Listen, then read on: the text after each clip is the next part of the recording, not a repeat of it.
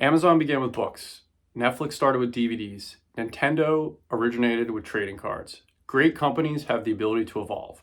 And I personally believe that GameStop is evolving right before our eyes. Adding Nat Turner to the board of directors recently was arguably the most significant move they've made since Ryan Cohen became captain of the ship. Of course, time will tell what happens with this company, and I love covering this story. But I really think this is the direction they're moving in. The naysayers will say, well, they keep closing stores. Oh my goodness, everything's horrible. I look at it more as we're only going to keep stores open that are operating well, that have the foot traffic, that are bringing customers in the door. If customers aren't consistently coming in and that store is consistently turning a loss, they just have to cut it out. It's just business people doing business.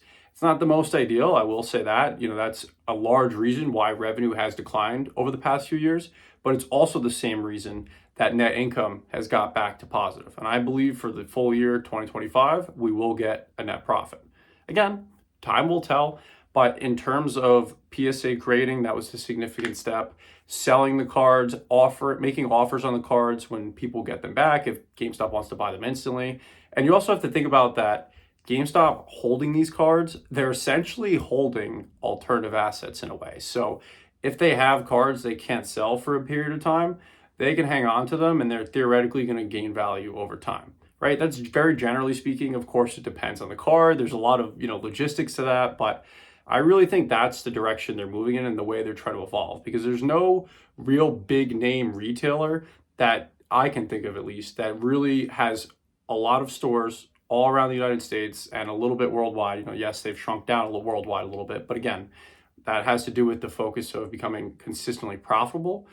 But I really think they can just lean further and further into the collectibles market, obviously starting with trading cards right now.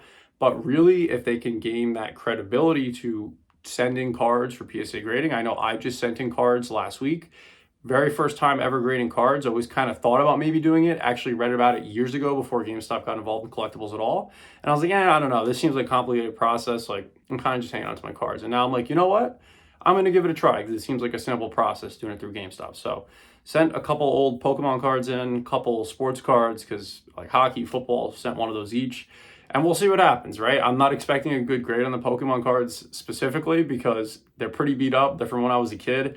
And I don't even know where I got them. I used to just trade with people at like summer camp. And these were cards I'm pretty sure I got from there. So for all I know, they could be fake, right? So I'm just doing it for the experience. But I really think the company has a chance to continue to evolve and become something that people 5 years ago just said, there's no way, this company's absolutely destined for bankruptcy. And I feel like that's what's widely misunderstood about GameStop and what happened in 2021, January 2021, that is. That moment really saved the company and gave them a chance to evolve.